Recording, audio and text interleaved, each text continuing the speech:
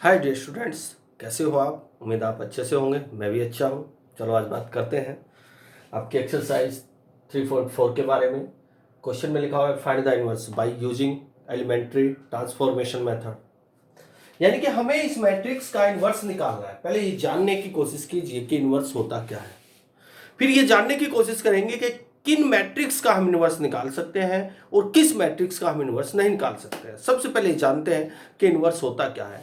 Inverse का meaning होता है डियर स्टूडेंट्स, इस मैट्रिक्स के लिए एक नई ऐसी मैट्रिक्स फाइंड करना। इनवर्स का मीनिंग बता रहा हूं। इनवर्स का मीनिंग है कि इस मैट्रिक्स के लिए एक ऐसी नई मैट्रिक्स फाइंड करना, उस मैट्रिक्स की अगर वापस में इस मैट्रिक्स में मल्टीप्लाई करूं तो मेरा रिजल्ट जो आए वो एक आइडेंटिटी आ जाए। क्या आ जाए? आइडेंटिटी। आइडेंटिटी बोले तो आइडेंटिटी मैट्रिक्स आ जाए। एक बार और सुनिएगा, इनवर्स निकालना है। इनवर्स का मीनिंग ये होता है कि इस मैट्रिक्स के लिए हमें एक ऐसी मैट्रिक्स फाइंड करनी है जिस मैट्रिक्स का अगर वापस में इसी मैट्रिक्स में मल्टीप्लाई करूं और दोनों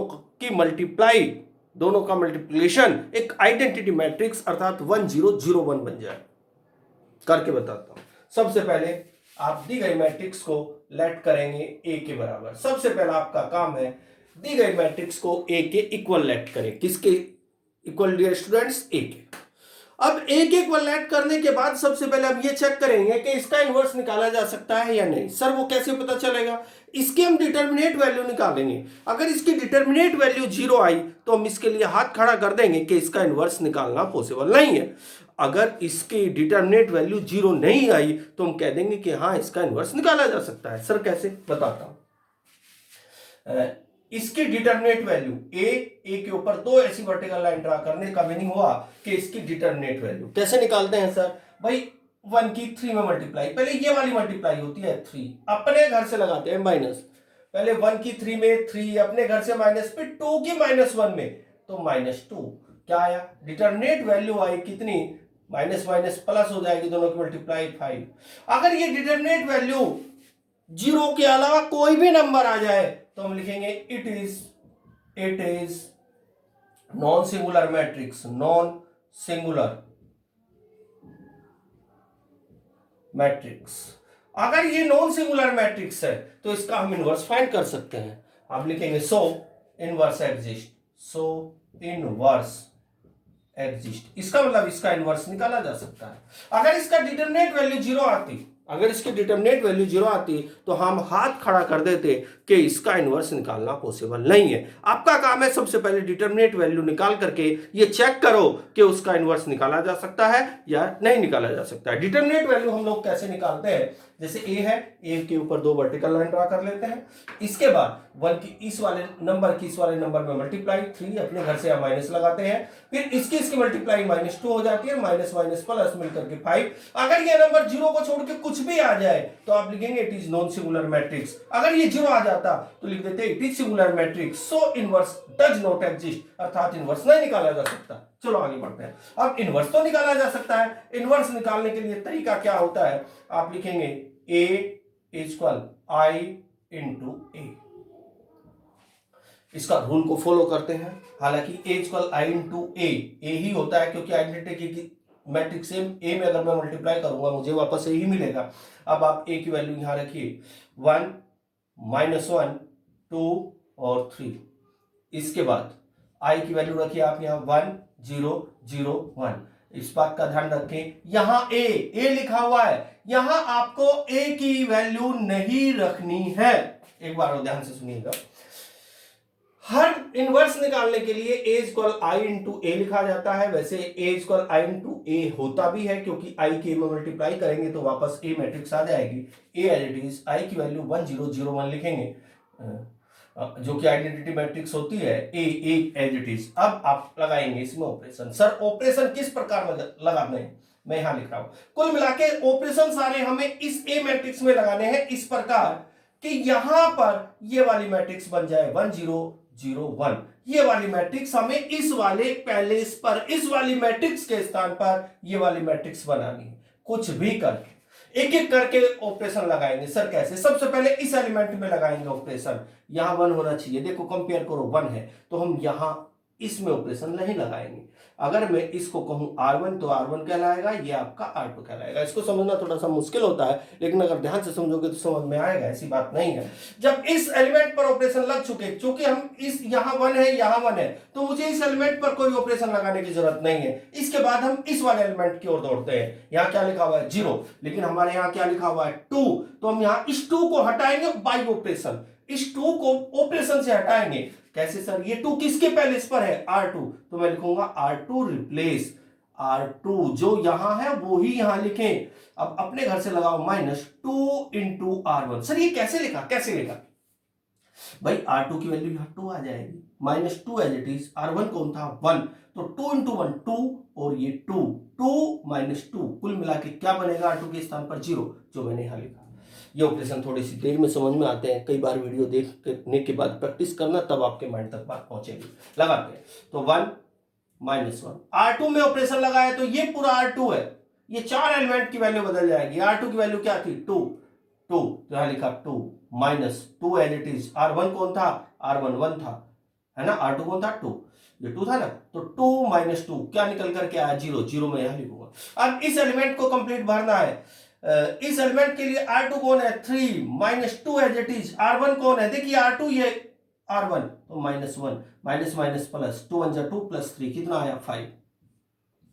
इसके बाद ये वाला एलिमेंट जो कर दो 1 0। अब क्योंकि ऑपरेशन किसके लिए बदले हैं? बदले हैं R1 के लिए, तो वो R2 के लिए, R2 ये है तो ये R1 एज इट इज रहेगा। R2 में लगाओ। अब की बार R2 कौन है? R2 0 -2। R1 कौन है? 1, तो कुल मिला के 0 -2 यानी कि -2। फिर अब की बार इसके लिए R2 कौन है? R2 को पहचानो। अब की बार R2 1 है -2। R1 कौन है? 0, तो 2 इंटू 0 0, यानी कि यहां आ जाएगा कुल मिलाकर के 1 इंटू ए। देखो ये वाला ऑपरेशन हमारा सक्सेस हो चुका है। अब हमें यहाँ 1 बनाना है। जब यहाँ 1 बनाने की बारी आए, और यहाँ उससे पहले आप ऑलवेज 0 बनाओगे, तो यहाँ 1 बनाने के लिए हमारे यहाँ देखो क्या लिखा हुआ है 5, तो हम इसमें ऑपरेशन लगाएंगे सर कैसा? R2 में। R2 में चूंकि हम यहाँ 1 बनाना चाहते हैं, तो जब यहाँ 0 बन जाए, R2 को उस नंबर से डिवाइड करो जो नंबर यहाँ लिखा रहे। यहाँ क्या लिखा हुआ है? 5, तो हम लिखेंगे R2 डिवाइडेड बाई 5। यहां लेता हूं R1 एज इट इज रहेगा 1 -1। अब R2 कौन है? 0, तो 0/5 यानी कि 0। अब की बार R2 कौन है? 5/5 क्या आ जाएगा? 1। इसके बाद क्या आएगा? 1 0 एज इट इज। इसके बाद ये 1 0 एज इट इज। इसके बाद क्या है? -2। अब जरा ध्यान से देखना, R2 कौन है? -2/5, ये मिल जाएगा -2/5। फिर यहां क्या है? 1 है ना, तो R2 क्या है? 1। अब की बार 1/5 आ जाएगा, 1/5 ए एज इट इज। अब इतना करने के बाद फिर देखो डियर स्टूडेंट्स, 1 आ गया, 0 आ गया, 1 भी आ गया। अब हमें चाहिए यहाँ 0। अब वापस मुझे यहाँ 0 बनाना है। ये कौन है? ये R1 है, तो R1 के लिए ऑपरेशन लगाओ। R1 ये है, हम यहाँ 0 बनाना चाहते हैं। यहाँ 0 इस एलिमेंट से बनेगा, लेकिन ये एलिमेंट कौन सा है? R2 का, तो मैं लिखूंगा R1 + R2। क्योंकि R1 + R2 करता हूं तो यहाँ 0 बन जाएगा।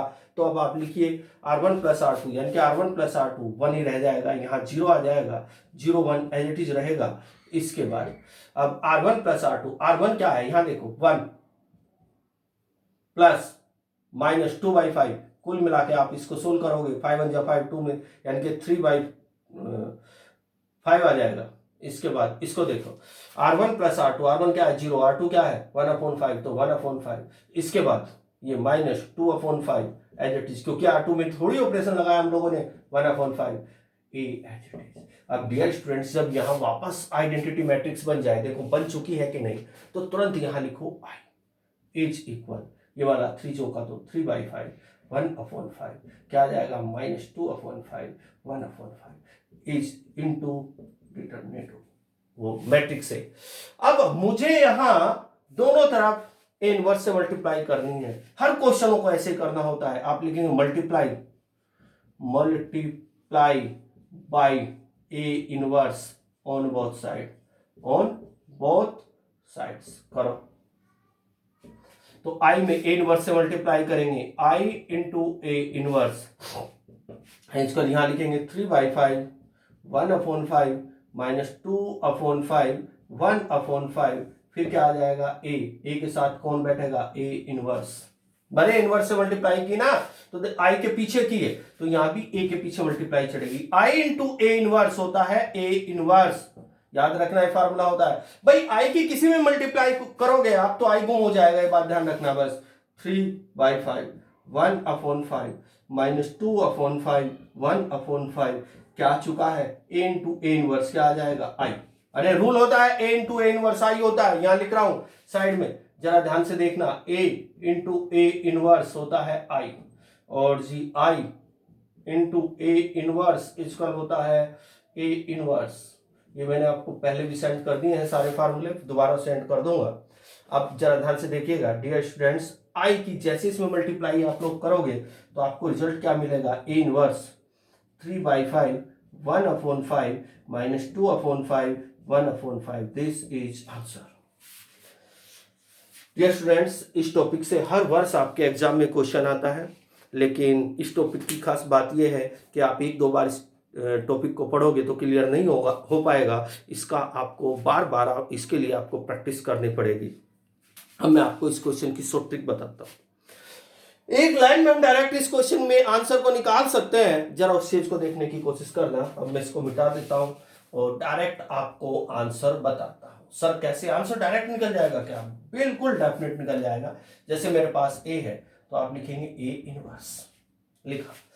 आप एक काम कीजिए, यहां वाले जो यहां एक तरह से ये वाला एलिमेंट है, जरा समझना जो बता रहा हूं, जो ये इन वाले को देखो, चलो पहले जो ये दोनों एलिमेंट है ये, इन दोनों के पहले चेंज कर दो। क्या कहा मैंने, पहले 3 ऊपर 1 नीचे, तो 3 ऊपर 1 नीचे। इन दोनों के साइन चेंज, पहले चेंज, इन दोनों के साइन चेंज। साइन का मतलब ये +2 था तो -2, ये माइनस था तो +1, यहां लिखो फिर डिवाइडेड बाई। अब इस पूरी मैट्रिक्स को उससे डिवाइड कर दो जो डिटरमिनेंट वैल्यू आई थी। सर कैसे, अरे यार ऐसे, पहले इसकी इसमें मल्टीप्लाई 3, अपने पास से माइनस, 2 1 जा 2 -2, और अपने पास से माइनस, कुल मिला के 5 प्रत्येक एलिमेंट के साथ डिवाइड में लिखते चले जाओ।